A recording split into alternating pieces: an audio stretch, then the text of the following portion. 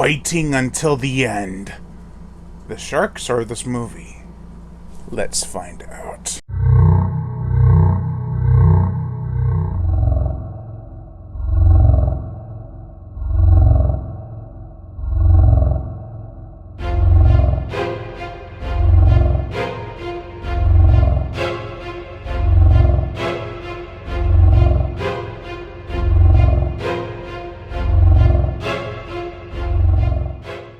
Empire of the Sharks. This is the 2017 prequel to Planet of the Sharks, which was a sci-fi Sharknado Week movie back in 2016. This one from that 2017 year that I mentioned before. I also have this Region 2 DVD, which it won't play on Region 1 or Region A, if you will. So if you wanted to buy this movie for Region A DVD, you'd have to get the Shark Attack pack, which includes Five-Headed Shark Attack, Planet of the Sharks, and Empire of the Sharks. But before we get into it, make sure to check out my book, Chomp, which was written in time, thank God. This is a killer shark book that I wrote, and I'd be honored if anyone would check it out and give me feedback on my second book, my first being Wild Man. The links to purchase it on Amazon on paperback and or Kindle are in the description below. Let's get into the review. The plot. A warlord has taken over part of the ocean. He wants to rule it all, but he needs to create a sufficient water source. So he's using prisoners to get water for now while he looks for an answer. However, they sacrifice one of their water suppliers, and a couple of the remaining survivors head off to get back some of their women that were taken from them.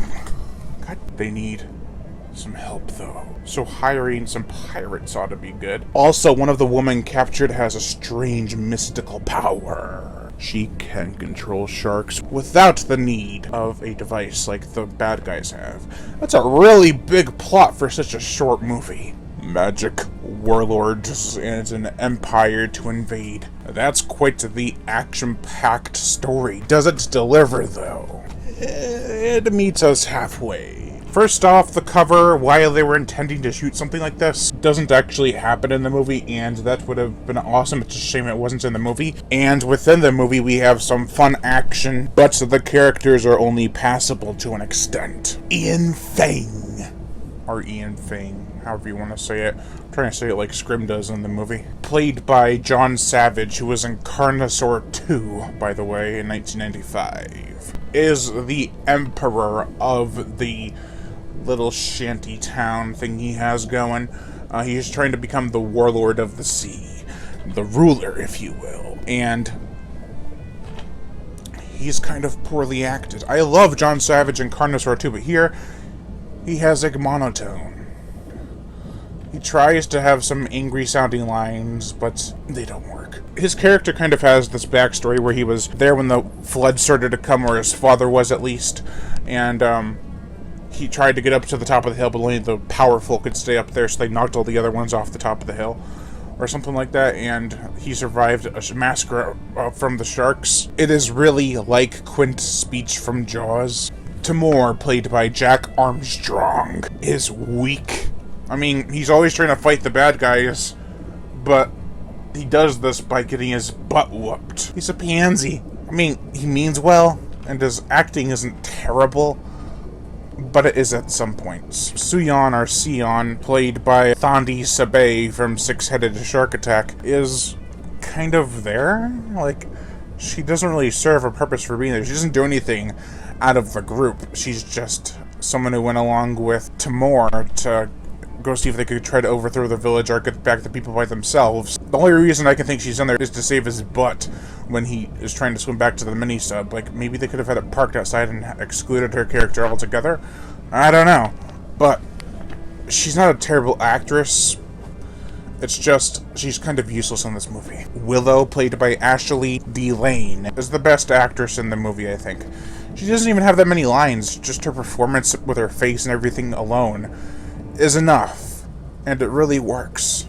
I buy it. She is apparently a shark caller or something like that, and it just reminded me of the dog Whisperer. I am the Dog Whisperer. Edgar is played by Tyreek Jenkins. He uses his earpiece to track sonar, and I thought that was pretty cool that they have him for that reason on the mission, to get a layout of the fortress. It's science mumbo-jumbo. I don't think it would really work that way, but still, he's a cool character. He has an awesome voice. We're using a lot of the time on the characters here, so I'm going to get into just the rest of the characters really quick. We have Nemu, who's played by, holy crap, what is that name? Lindy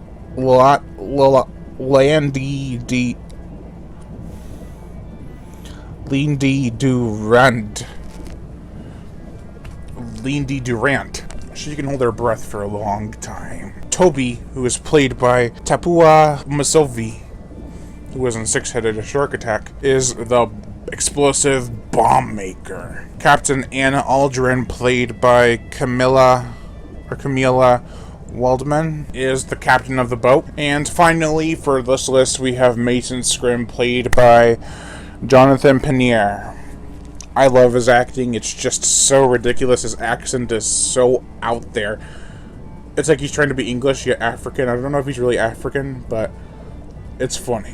Some of the characters are worth highlighting more so, like Edgar, Willow, and Scrim. Scrim is just, I have to say again, he's like an enthusiastic bad actor. Director Mark Atkins returned to the world he created in Planet of the Sharks. I feel Planet, and especially Empire of the Sharks, have a higher production quality than the average Asylum film. Not only in terms of the sets and effects, but in world building. There's a big waterscape out there with plenty of stories to tell. I'd love to see a prequel and then maybe even a sequel, honestly. Make the sequel be like they're underwater after the world reflooded, and they have to try to stop a shark attack, and we could call it Future of the Sharks. I'm just chumming my idea out there for some possible investors, maybe. The core, the effects, there's a bit more blood than the first film, but it's got about the same amount of on-screen carnage. The CGI is improved upon from the first movie. It's not terrible,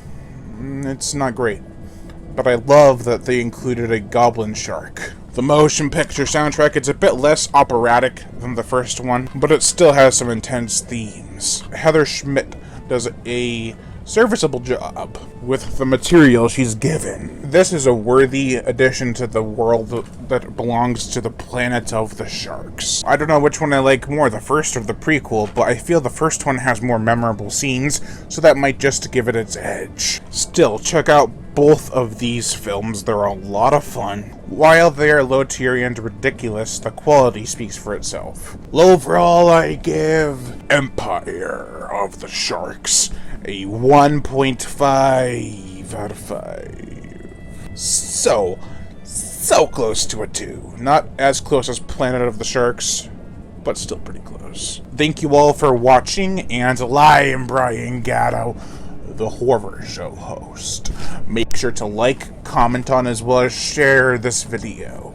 Like my Facebook fan page and support me on Patreon, where even $1 a month can help keep this channel going on strong, and I'd greatly appreciate it. Why am I voice popping so much? Also, if you sub to my Patreon, you can get access to body counts and music videos that are not on YouTube because of copyright and age restrictions. Also, hit that notification bell, and as always, subscribe.